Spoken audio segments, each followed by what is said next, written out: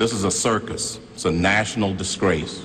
It is a high-tech lynching for uppity blacks who in any way deign to think for themselves. Romney wants to he said in the first 100 days, he's going to let the big banks once again write their own rules. Unchain Wall Street. They're going to put you all back in chains. When the stock market crashed, Franklin Roosevelt got on television and didn't just talk about the princes of Greece. There and make sure, ladies and gentlemen, that with you, and I mean this, with you, we can win North Carolina again. And if we do, we win the election if we win you. God bless you. Chuck Graham, state senator's here. Chuck, stand up, Chuck. Let him see you. Oh, God love you. What am I talking about? I tell you what, you're making everybody else stand up, though, pal. While at Syracuse Law School, Biden was involved in a plagiarism incident. He quoted 5 pages of someone else's work without proper citation. He was given an F, but appealed to the faculty and allowed to repeat the course. He got a B. This comes in the middle of another controversy about plagiarism in Biden's campaign speeches. Today, he dismissed charges that he routinely adopts phrases from other politicians' speeches, called it much ado about nothing. Essentially, Biden said, everyone does it. The notion that every thought or notion or idea you'd have to go back and find and attribute to someone, I think is, quite frankly, ludicrous.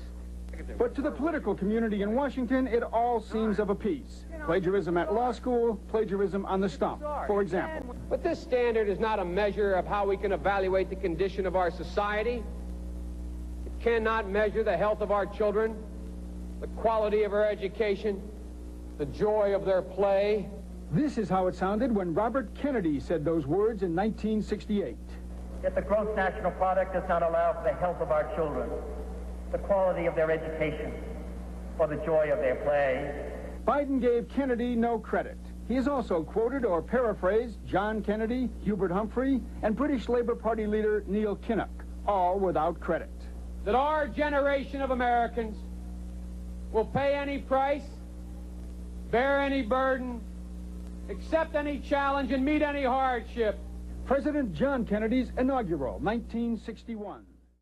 I think I probably have a much higher IQ than you do, I suspect. I went to law school on a full academic scholarship, the only one in my class to have a full academic scholarship. In the first year in law school, I decided I didn't want to be in law school and ended up in the bottom 2/3 of my class, and then decided I wanted to stay, went back to law school, and in fact ended up in the top half of my class. I won the international moot court competition. I was the outstanding student in the political science department at the end of my year. I graduated with 3 degrees from undergraduate school and 165 credits, only need 123 credits, and I'd be delighted to sit down and compare my IQ to yours if you'd like, Frank. And I started thinking as I was coming over here, why is it that Joe Biden is the first in his family ever to go to a university? Why is it that my wife, who's sitting out there in the audience, is the first in her family to ever go to college? People in Britain would have been familiar with those words. They heard the same ones in a political commercial from Labour Party leader Neil Kinnock. Why am I the first Kinnock in 1,000 generations to be able to get to university? Why is Gladys the first woman in her family in 1,000 generations? Biden saw the Kinnock commercial and evidently loved it. Was it because they were weak? Those people who could work 8 hours underground and then come up and play football? Weak? My ancestors who worked in the coal mines in northeast Pennsylvania and come up after 12 hours and play football for 4 hours? Biden had told other audiences he admired Kinnock, not this one. This one, he later said, he had listening in hushed silence. No, it's not because they weren't as smart. It's not because they didn't work as hard.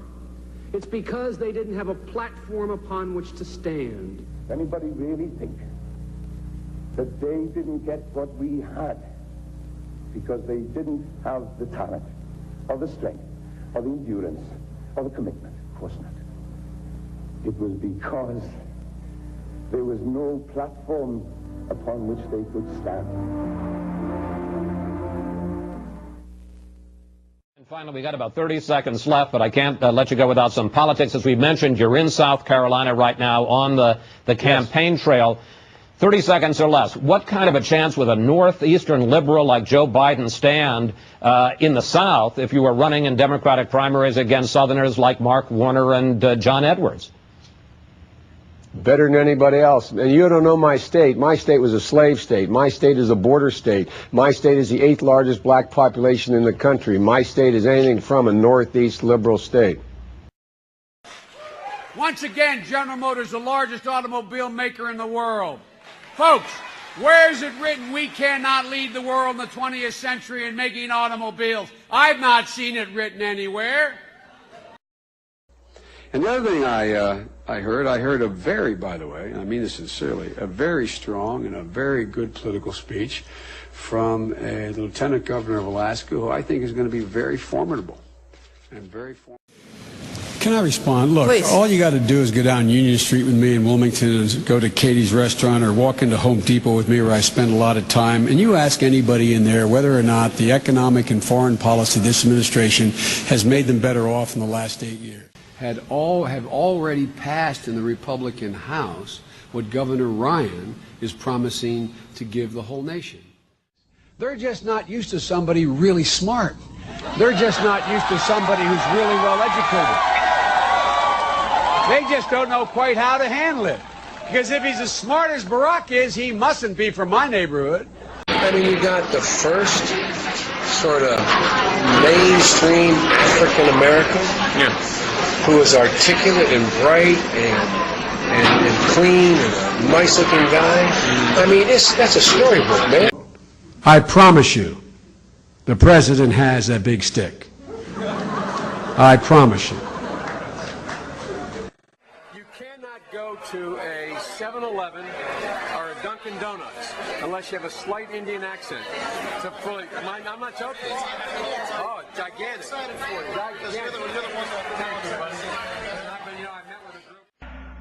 This election year, the choice is clear.